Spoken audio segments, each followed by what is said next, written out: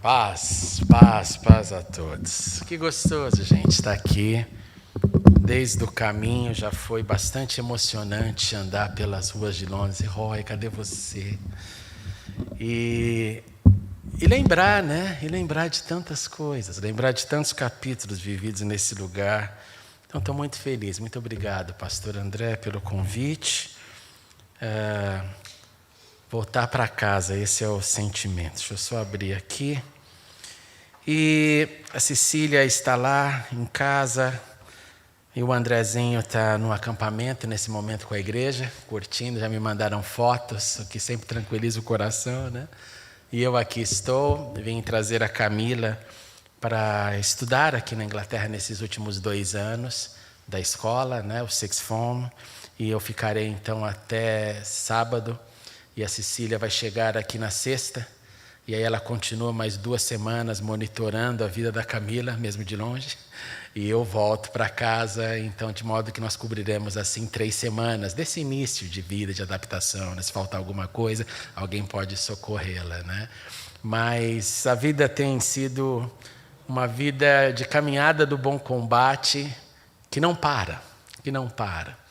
E hoje eu quero compartilhar um pouco de uma história que nós conhecemos da Bíblia, e foi engraçado, logo que eu troquei a mensagem com o pastor, essa mensagem encheu meu coração. Edu, não precisei nem orar, para te falar a verdade. Não sei se era por causa da saudade, mas foi automático. Eu acabei de conversar com ele, eu tinha clareza do que eu deveria falar. Então abra comigo a Bíblia no Evangelho de Marcos, capítulo 9. Nós vamos ler um só verso, mas se você mantiver a sua Bíblia aberta, você vai viajar comigo por alguns lugares. Marcos 9, 24, diz assim: imediatamente, o pai do menino exclamou: eu creio, ajuda-me a vencer a minha incredulidade. Oremos uma vez, mas continue conosco, Senhor. Continue com as crianças também agora, que estão ali, tendo esse momento de paz na tua casa. Continua com a nossa família espalhada pelo mundo, Senhor. E abre o nosso coração e fale ainda mais. O Senhor já está falando. Mas continue a falar, Senhor. Nós precisamos de Ti. E oramos em nome de Cristo Jesus. Amém e amém. Nossa jornada da fé de peregrinos que somos, nos deixa em vários níveis dessa caminhada. Alguns iniciantes, alguns avançados, alguns já entendendo as transformações que o Espírito Santo faz nas nossas vidas, alguns iniciando esse momento. Faz parte da vida, é como se a vida fosse um grande jogo, sempre indo para o próximo nível. Por isso que eu chamei essa mensagem de ajuda para o próximo nível. No início, quando o Senhor nos encontrou, cada um de nós tinha uma bagagem. Cada um de nós tinha já algumas histórias. Os que foram encontrados mais cedo, ali foi de maneira natural, orgânica. Quem cresceu em escola bíblica dominical sabe o que eu estou dizendo. Você cresceu, aquilo já era normal. Eu lembro que por eu ter crescido nesse meio, foi tão normal para mim que chegou na minha vida de adolescente e jovens, eu falei, será que eu tenho que aceitar Jesus? Porque já é tão normal Jesus na minha vida.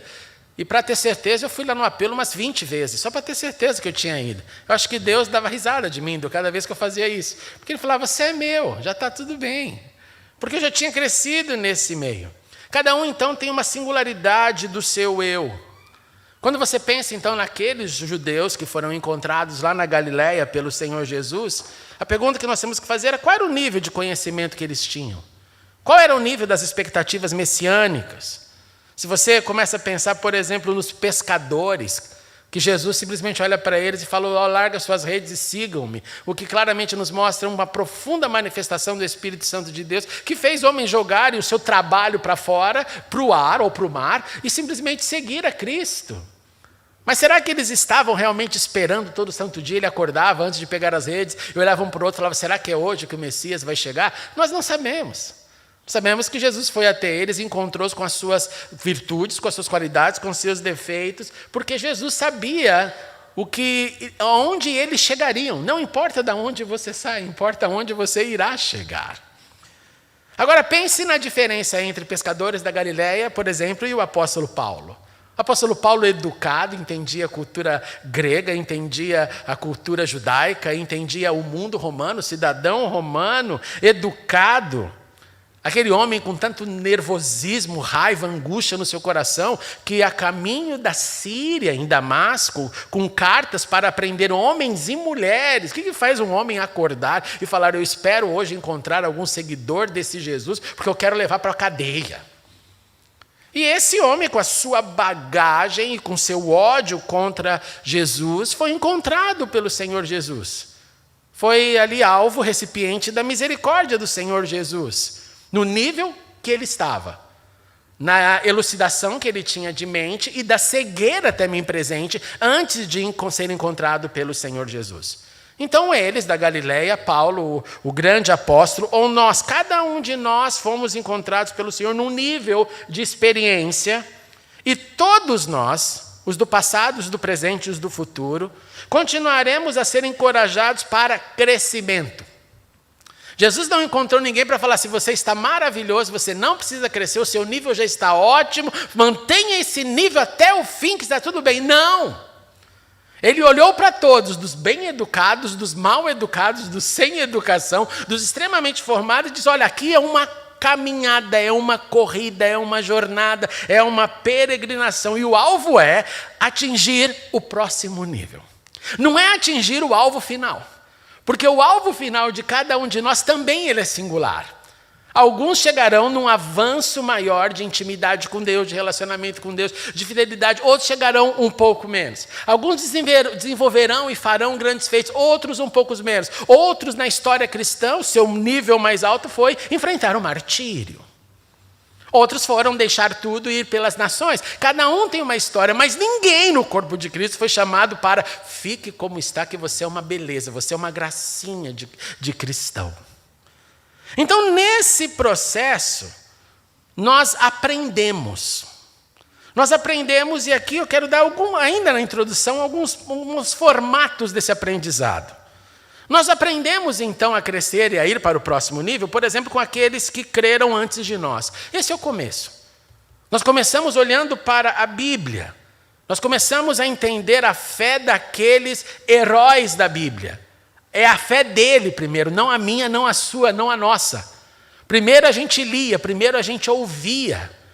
A minha professora da escola dominical, ela tinha essa mania, e eu abençoei-a e abençoou a minha vida inteira. Tive condições de fazer isso por ela assim que eu voltei para o Brasil, porque ela passava na classe da escola bíblica dominical, colocava as duas mãos aqui no meu ombro e dizia: André, você vai saber mais do que eu. Ela me abençoava. Mas eu ouvia as histórias dela. Ela apresentou para mim aqueles heróis, a minha mãe apresentou para mim aqueles heróis. Então nós aprendemos, os que chegam na fé aprendem com aqueles que viveram antes de nós através da palavra, a fé deles. Nós aprendemos e podemos aprender também com a fé e experiência daqueles do nosso meio, aqueles que dividem a caminhada conosco. De novo, dentro do corpo de Cristo nós temos gente em todos os níveis.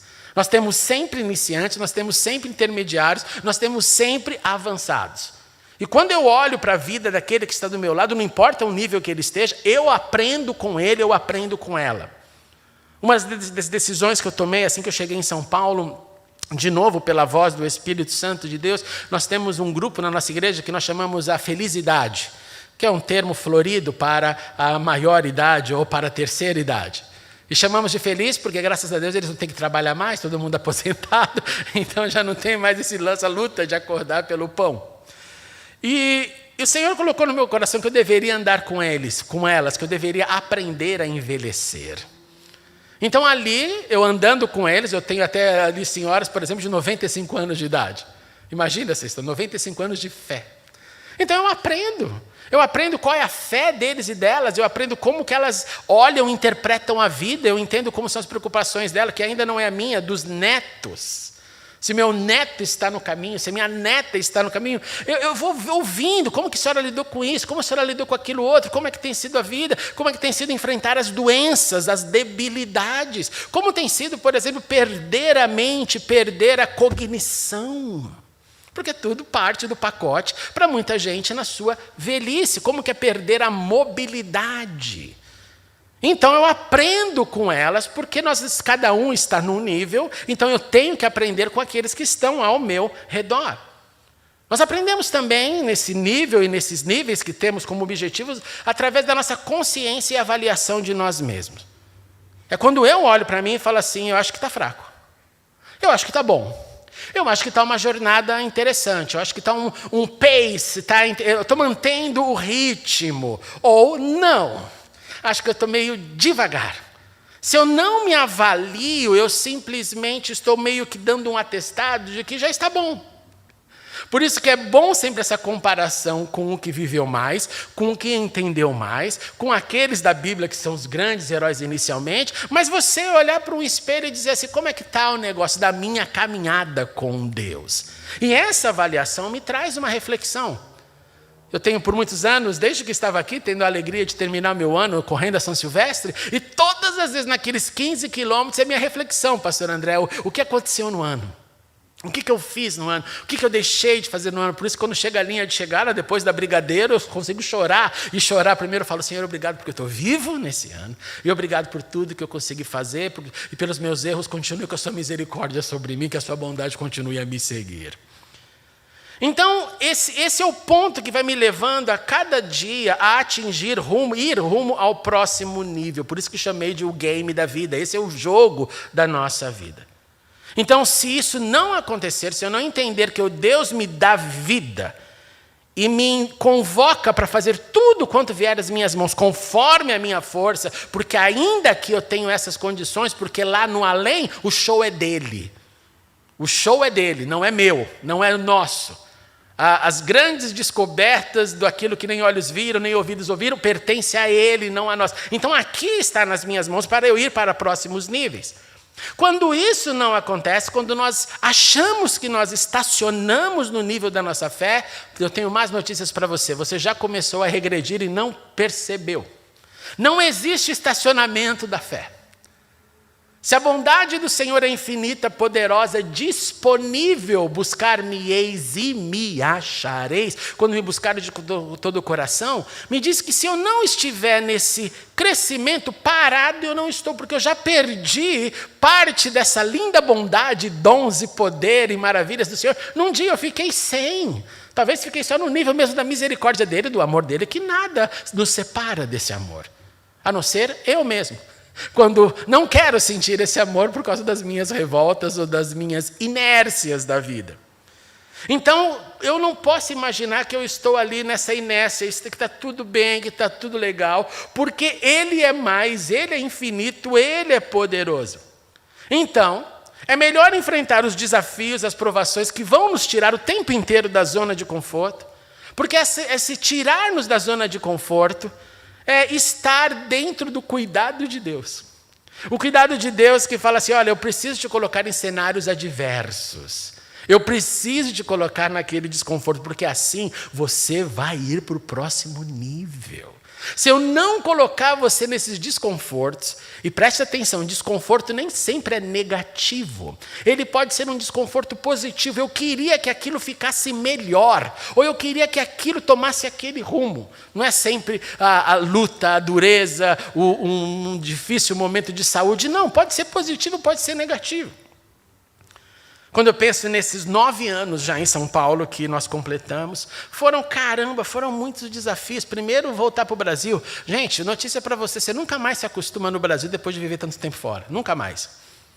Você vai ficar com raiva a vida inteira dos preços, você vai ficar com raiva da vida inteira da política, você vai ficar com raiva do trânsito, você vai ficar com raiva a vida inteira. É um negócio chocante, chocante. São coisas que não voltam mais para o lugar depois de você começar a fazer as comparações. O preço. Quando eu cheguei aqui ontem no mercado e vi dois filés de salmão por R$3,50, eu quis morrer, Sandra. Porque eu parei de comprar salmão no Brasil, eu parei de comprar salmão porque o quilo está mais de R$100. Eu não tenho coragem, eu falo, a minha cristandade não permite gastar esse valor imoral. Então eu vou comer aqui com certeza o salmão. Nesses 9 anos eu tive que assumir uma igreja que eu não conhecia, nem eles me conheciam. Nesses 9 anos eu tive que ver a adaptação da Camila, do André. A Camila ficou 3 anos na minha orelha dizendo, papai, vamos voltar, papai, vamos voltar, papai, vamos voltar. Eu falava, filhinha, mas aqui tem vovó, aqui tem festa de aniversário, aqui tem presente, todos os presentes, né? O Natal, a Páscoa, aqui tem tudo. Ela falava assim, você não entende porque você é naturalizado britânico. Eu nasci lá, eu sou da gema. Tive que entender o nível de como lidar com uma criança autista, que mudou a nossa vida de cabeça para baixo. Eu não pedi, ninguém pede isso, é óbvio. Mas foi, de novo, me colocar para um outro nível de entendimento, de compreensão do neurodivergente. Hoje eu ando pelas igrejas, ensinando as igrejas a acolherem neurodivergentes. Por quê? Por causa daquele camarada que está lá em casa, entendeu? Que fez eu acordar para esse outro nível de reflexão. Então, novos cenários, novas batalhas representam, sim, a vontade de Deus em nos conduzir pelos vales da vida, vales da morte, das incertezas, das inquietudes, como o tal do salmista, das vitórias, das perdas, não importa o que é. Porque o importante nesse cenário é prosseguirmos para o próximo nível. Um outro ponto importante é percebermos que esse bom combate da fé, sempre com novos desafios, nos permite manter a consciência de que Deus é ilimitado em seu poder. Essa é a minha briga hoje com a população mais velha do Evangelho. Eu falo assim, ó, que bom que a sua experiência é maravilhosa, eu tenho muito a aprender com você, certamente porque você viveu mais do que eu. Eu digo com o Babiru, uma coisa eu tenho contra ti, você minimizou Deus e colocou ele no tamanho da caixa que você tem.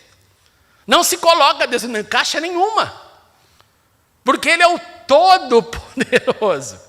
Eu não posso achar que Ele não pode, eu não posso falar, não, mas isso Ele não vai fazer. A gente às vezes faz isso. Não, isso aqui é impossível que Ele faça. Ou a gente não fala que é impossível que Ele faça, mas a gente age como se a gente não cresce e fala como se cresce. Não, eu creio, mas lá no coração mesmo não está crendo, não. É impossível Ele fazer isso. Então eu preciso, nessa consciência, ficar checando o tempo inteiro. Se eu não minimizei, se eu não coloquei ele num padrãozinho, que é o meu padrãozinho da vida, da minha relação, da minha busca, e eu já estou contente, e ele está lá, eu podia te dar tanto mais. Eu podia te usar tanto mais. Eu podia fazer tantas coisas maiores, mas você não está permitindo, porque você já limitou o meu tamanho. Por isso que eu digo que, geralmente, quando a gente se sente nesses buracos de deserto, não é Ele quem não faz algo. Somos nós que o limitamos, ou não o buscamos, ou nos acomodamos, não buscando o seu infinito poder. Aí Deus não está fazendo nada. Realmente, Ele não está fazendo nada. Porque Ele faz aquilo que nós não podemos fazer e não faz aquilo que está nas nossas mãos e que eu posso executar. Isso pertence a mim, pertence a você. Mas aquilo que é dele, que precisa do seu poder, ele faz, é bater e ele vai abrir. Diante disso, a pergunta, qual então deve ser a estratégia, já que nós temos que ir para um outro nível? Qual a estratégia para esse próximo nível na nossa caminhada espiritual? E o Evangelho vai nos responder isso. Agora sim, em Marcos, João Marcos, que escreveu o primeiro Evangelho, nos informa que, para te situar agora onde nós estamos, que ali, logo depois daquela experiência metafísica de Pedro, Tiago e João no Monte da Transfiguração, um encontro com o representante dos profetas e um encontro com o representante da lei, Moisés e Elias. Não somente isso, a transfiguração também representa um momento de cura plena para o coração machucado de Moisés. Moisés, você não vai entrar na terra prometida porque você ali me desmoralizou. Você me desobedeceu na frente de todo mundo. Mandei você falar a rocha, você bateu a rocha. Imagina, o final da vida de Moisés foi duro para engolir aquela repreensão de Deus. Mas para Deus levá-lo para o próximo nível, tinha que manter o requerimento da obediência e fidelidade até o fim. Não adianta ter passado 40 anos no deserto. Não adiantava ter passado 40 anos em Midian. Não adiantava ter passado 40 anos no Egito. É até o último suspiro. Não obedeceu? Que lindo, te amo, perdoado, mas você não vai entrar. Teve que esperar até o momento de Jesus, para Jesus chamá-lo, e seja lá da onde ele estava nessa dimensão que a gente chama de céu, ele vai ali para se encontrar com o Filho de Deus e com Elias. Dá para imaginar esse negócio, gente? Só na nossa imaginação e criatividade, porque é chocante imaginar esse encontro. E ali, logo depois desse encontro, o texto de Marcos vai dizer que ao retornarem dessa então reunião, que chamam de secreta e íntima, chegaram ao lugar onde estavam os outros discípulos, viram uma grande multidão ao redor deles, estou no verso 14, e estão discutindo com eles. Logo que todo o povo viu Jesus, ficou maravilhado, correu para saudá-los. Jesus perguntou, o que está rolando? O que vocês estão discutindo? E aí aparece um homem, nós não sabemos o nome desse homem. É um homem na multidão, e esse homem respondeu: mestre, estou com um problema, eu trouxe o meu filho, que está com um espírito que impede de falar.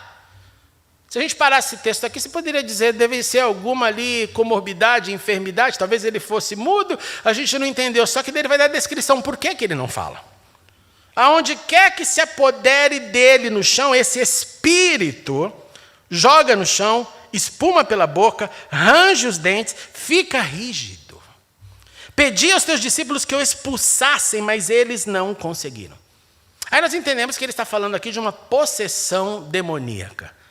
É uma posse do corpo dessa criança e é difícil para nós entendermos, nós não sabemos quantos anos tinham esse filho, sabemos que a tradução chama ele de menino, então menino, adolescente, não sei.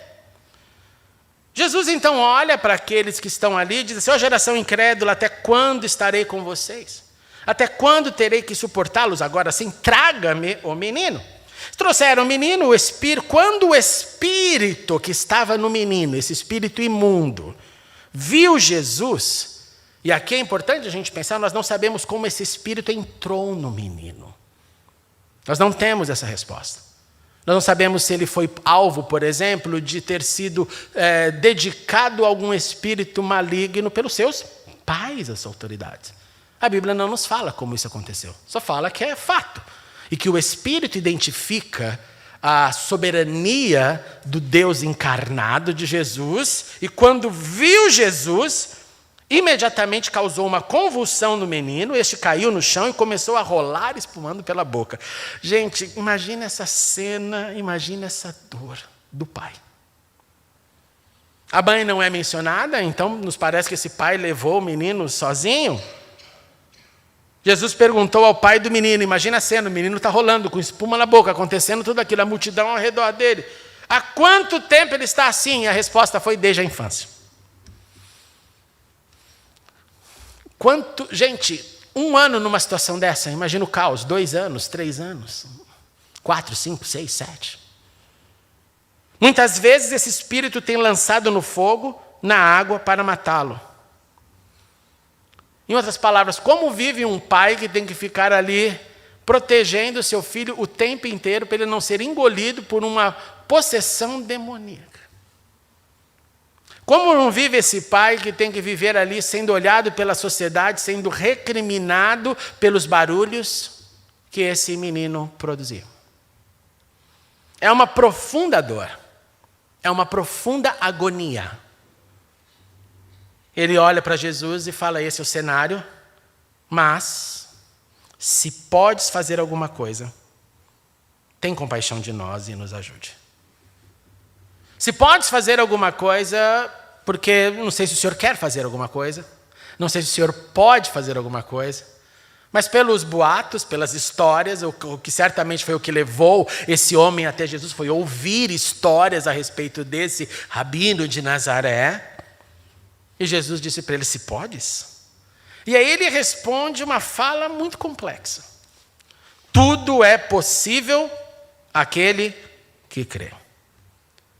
Quando a gente ouve essa resposta, tudo é possível àquele que crê, essa resposta do Senhor Jesus nos deve fazer lembrar de uma outra fala dele no início, uma outra fala da Bíblia, não dele, mas uma fala que acontece ali no período do Advento, quando o anjo Gabriel vem encontrar-se com Maria e dizer tudo aquilo que aconteceria com ela. E Maria nos informa essa história linda, nos informa o porquê tudo é possível àquele que crê. Nos informa, nos dá a teoria do que vai fazer no futuro o entendimento da resposta de Jesus. Tudo é possível àquele que crê. Como aconteceu isso? Disse o anjo Gabriel a Maria: o Espírito Santo virá sobre você, o poder do Altíssimo o cobrirá com a sua sombra. Assim, aquele que há de nascer será chamado Santo, Filho de Deus. Também Isabel, a sua parenta, terá um filho na velhice. Coisas impossíveis. Aquele que diziam ser estéril está no 6º mês de gravidez, e aí responde o anjo: pois nada é impossível para Deus. Maria ouve, se pacifica e responde: sou serva do Senhor, que aconteça comigo conforme as suas palavras. Em outras palavras, guarde isso no coração, preste atenção, se eu fosse você eu anotaria. Tudo é possível ao que crê, foi o que Jesus respondeu, pois para Deus nada é impossível. Você tem que juntar as duas histórias. Primeiro, a fonte é o eterno Deus, é o infinito Deus. Para ele tem todo o poder, então tudo é possível ao que crê, pois nada é impossível para Deus. Agora, não se equivoque. Tudo é possível para Deus não significa que Ele dará ou fará tudo o que pedimos, e graças a Deus por isso. A oração que Jesus nos ensinou nos mostra o seguinte: olha, você ora, você pede, você bata, você fica ali nos pés como aquela mulher diante do juiz, fique à vontade, mas no final, fale a palavra mágica. A palavra mágica é: mas Senhor, que seja feita a tua vontade, assim na terra como nos céus. E aí está tudo bem. Está tudo bem. O seu poder é infinito, o seu poder tudo pode, mas eu entendo que eu estou debaixo da direção e soberania do Deus Todo-Poderoso, que olha para nós e sabe o que nós podemos ter e o que não podemos suportar.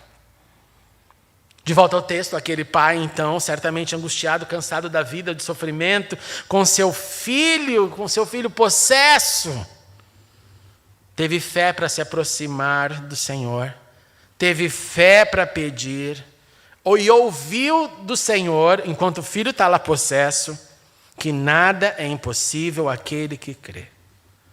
E ao ouvir isso, tudo é possível àquele que crê, ele respondeu: eu creio. Ele demonstrou na sua resposta o entendimento do nível que ele estava naquele momento da sua caminhada. Ele entendeu que estava diante da fonte de poder. A fonte de poder disse para ele: tá, tudo é possível. Se tudo é possível, meu filho pode ficar liberto. E aí, depois de ouvir isso, depois de naqueles segundos de entender o seu nível dele, eu creio. E a honestidade desse pai completou: ajuda-me a vencer a minha incredulidade. Espera aí, ou você crê ou você é incrédulo. Você crê ou não crê? Você quer que eu olhe para você? Você crê? Creio, mas nem tanto. Você crê ou não crê? Creio, mas tem incredulidade. Como é isso possível? Sim. O pai percebeu que ele tem fé. A fé o fez ir atrás de Jesus. A fé o fez pedir, a fé o fez chegar perto, a fé o fez expor o seu filho uma vez mais publicamente, que já era a desgraça da vida desse pai. Mas ele fala: mas eu tenho incredulidade no coração, caramba. Esse é o crente verdadeiro. Não é o contrário, porque se você ousar falar para Deus que você crê, e Ele conhece até onde, você vai estar enganando quem? Não, eu creio muito. Na mesma história, só para você entender, pensando nesse pai honesto, que não diz que tem uma grande fé, talvez ele não tinha ainda todo o entendimento de que uma fé pequena já faz muita coisa, mas ele já se expõe logo: olha, eu creio, mas me ajude na minha incredulidade, me ajude no nível da minha incredulidade, que não é uma descrença ateísta. Ele está diante do Filho de Deus. Se você continuar essa mesma história, mas pulando para Mateus, onde a narrativa da história é a mesma, no capítulo 17, você vai ver que em um determinado momento, os discípulos então se aproximaram de Jesus em particular, que eles estavam assim com a pergunta: por que a gente não conseguiu ajudar aquele menino? Lembra? O pai disse: seus discípulos não conseguiram. E Mateus então vai nos dar o outro lado, uma outra versão, a conversa ali no private, falando: não rolou, Jesus, porque a gente orou, botou a mão, sai capeta, a gente fez de tudo e não deu certo. E Jesus respondeu: porque a fé que vocês têm é pequena. Aí você pode falar assim: caramba, né? Os discípulos estavam em aprendizado lá no nível da fé deles. Aí Jesus, para não deixar dúvida nenhuma do que é fé pequena, ele disse, então, se por acaso a fé de vocês fosse do tamanho de um grão de mostarda, vocês poderiam dizer a um monte, vai daqui para lá, e ele iria. Nada seria impossível. Então, a constatação é de que a fé deles, que era pequena, era menor do que um grão de mostarda. Portanto, provavelmente microscópica, como a minha e a sua. Como a minha e a sua. Eu nunca mandei um monte sair de um lugar. Talvez vocês já tenham. Eu nunca cheguei lá. Eu estou num nível que preciso de um microscópio para ver a fé. É essa que me sustenta. É essa que me sustenta. O que fazer então para alcançar o próximo nível da fé? Nos ensinou aquele pai em sofrimento. Eu creio. Eu dou minha vida pelo que creio. Eu tenho gasto os meus anos por aquilo que eu creio. Mas, Senhor, ajude-me a vencer a minha incredulidade, porque ela vai querer me segurar num nível e não vai deixar eu crescer para o próximo. Eu creio, Senhor, mas não tanto quanto precisa. Eu creio, Senhor, mas ainda não é suficiente. Eu creio, Senhor, mas dói.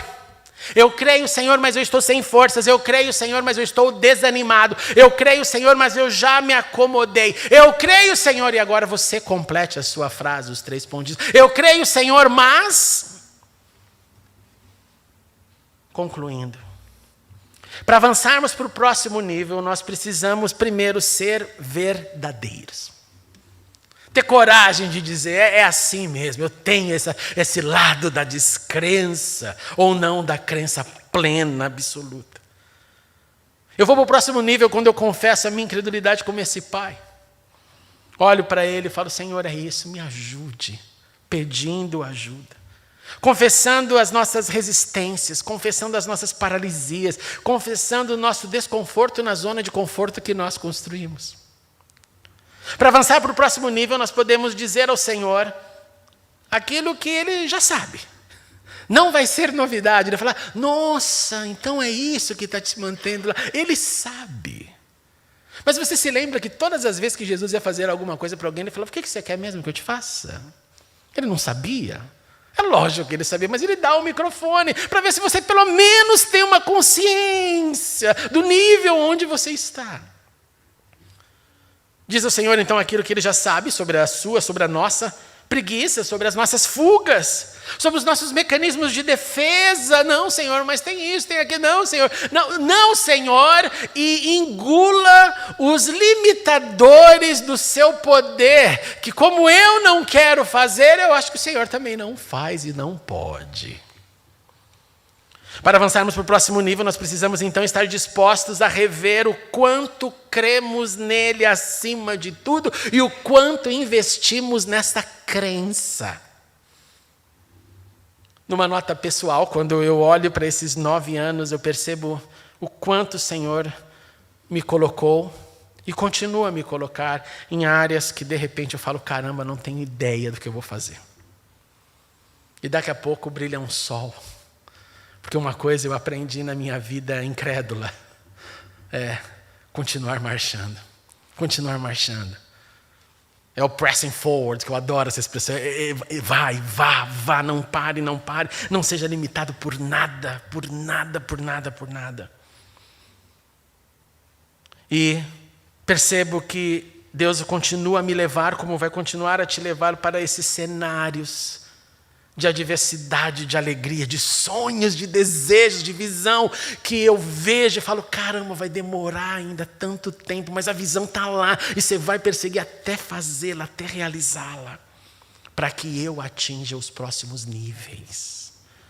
Independente de onde você esteja essa noite, em nome de Jesus, respira fundo, agora preste atenção, contemple as chances que Deus está te dando hoje. Você está vivo. Você está vivo porque Deus assim permitiu. Ninguém fica vivo só porque quer. Ninguém. Você está vivo hoje, contemple todas as chances, as possibilidades que Deus te concede. Para completar a história, depois de libertar aquele filho endemoniado, depois de ensinar sobre o tamanho de uma fé, com o tamanho de um grão de mostarda resolve todos os problemas. O Senhor ainda disse naquele mesmo contexto: o Filho do Homem será entregue nas mãos dos homens, eles o matarão, no terceiro dia ressuscitará, e o término, o desfecho da história, aí os discípulos ficaram tomados de tristeza. Os discípulos estavam num nível. Alguns já tinham até visto Moisés e Elias. Outros já tinham visto os grandiosos milagres. Já tinham segurado o pão multiplicado, o peixe multiplicado. Viram que o Senhor era incrível, o Senhor que anda sobre as águas. Mas ali, levando os discípulos já para outro nível, já deixou a deixa. Olha, eu vou ser preso, eu vou morrer e eu vou ressuscitar. Ele deixa plantado no coração o que iria acontecer somente no término do seu ministério. Já fiquem atentos, porque ali mesmo na morte, vocês já estão sendo levados para o próximo nível. Que nível? Lembre das minhas palavras.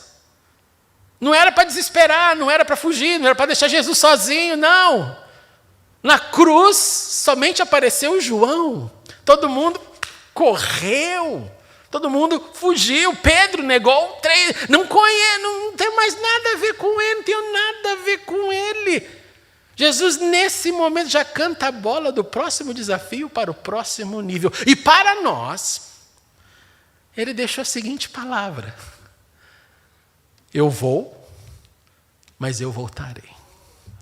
Para aí sim, Eduardo, nós chegarmos naquele nível maravilhoso da contemplação, da paz e tranquilidade.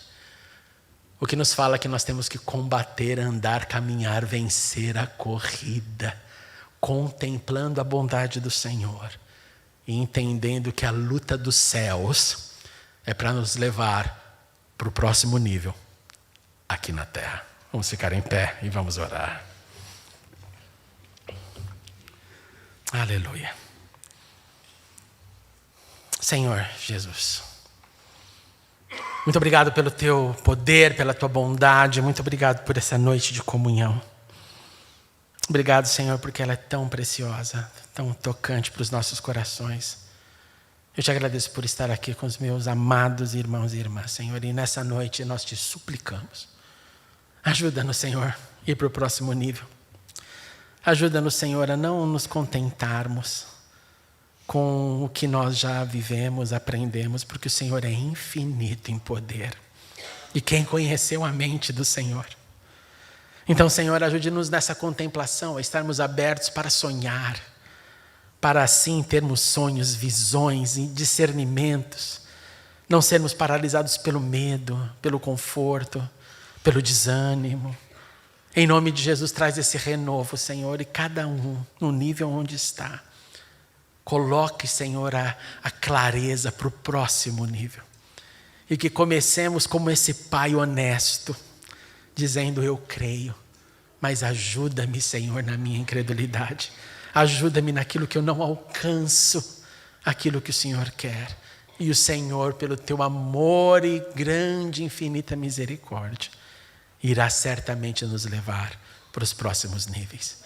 Assim eu oro, Senhor, porque cremos no teu poder, esperamos em ti, em nome de Jesus. Amém e amém. Obrigado.